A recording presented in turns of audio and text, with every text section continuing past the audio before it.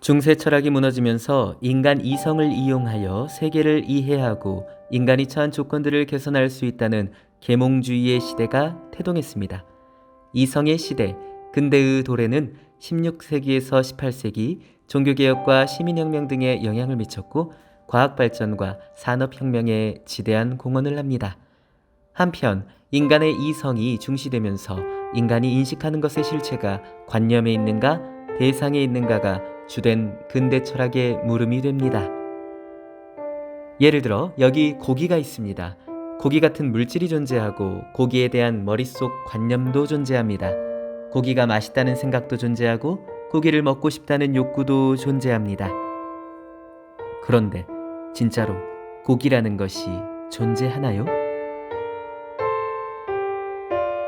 여기, 지금, 내가 먹고 있는 고기라는 이 물질만 존재한다는 입장이 유물론입니다. 유물론에 따르면 영상 속 고기는 그림의 떡일 뿐 진짜 고기가 아닙니다.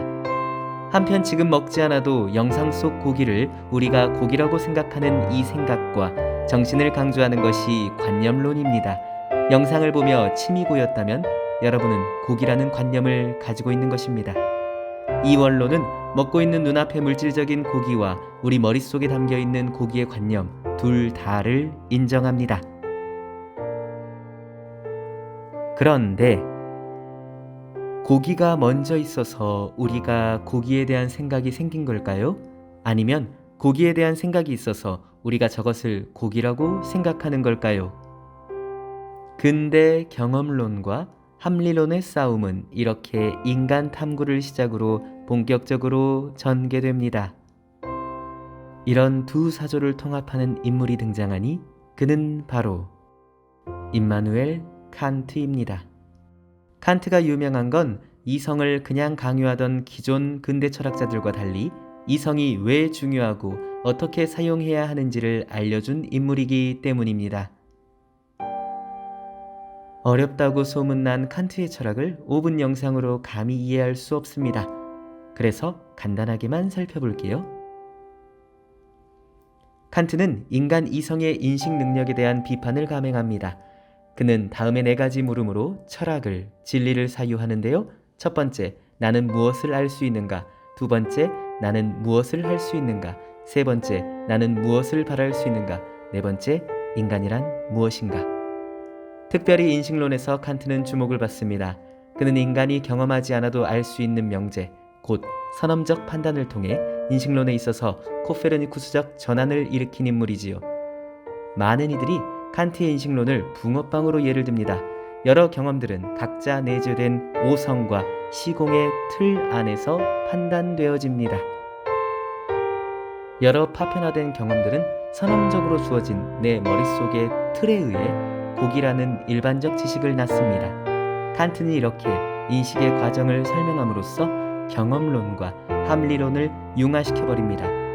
이제 그에게 대상 자체는 더 이상 중요하지 않습니다. 고기 자체가 중요한 게 아니라 그 고기를 고기로 인식하고 욕구를 느끼는 우리의 머릿속 생각의 과정, 메커니즘이 중요할 따름이지요. 그의 이론은 눈에 보이는 모든 현상에 대한 체계적인 설명을 통해 탁월하게 모든 것을 설명해냅니다.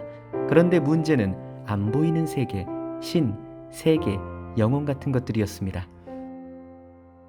그는 이 보이지 않는 영역, 곧 물 자체의 세계를 과감하게 알 수 없는 것으로 치부하고 일단 오성으로 지각 가능한 현상계에만 집중할 것을 주문합니다.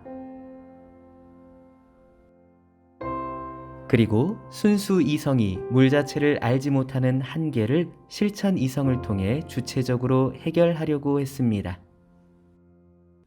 이 과정에서 그는 어쩔 수 없이 요청되어지는 신에 대해서 말할 수밖에 없게 됩니다. 그런데 이미 순수 이성 비판을 통해 신, 영혼, 자유 등 보이지 않는 물 자체에 대해서 인간은 알 수 없다고 한 선언 때문에 우리는 신을 완전 잊어버리고야 말았습니다. 칸트는 물 자체를 결코 없다고 하지 않았지만 이제 시대는 물 자체를 마치 없다는 듯이 여겨버리고 맙니다. 모든 보이지 않는 가치들은 무의미해졌으며 이성의 이름으로 여러 비극들이 나타나는 부작용이 생긴 거지요. 이성의 올바른 사용을 통해 결코 명확히 인식되지는 못하지만 실천 이성 안에서 삶으로 물 자체를 추구하시길 소망해 보는 바입니다.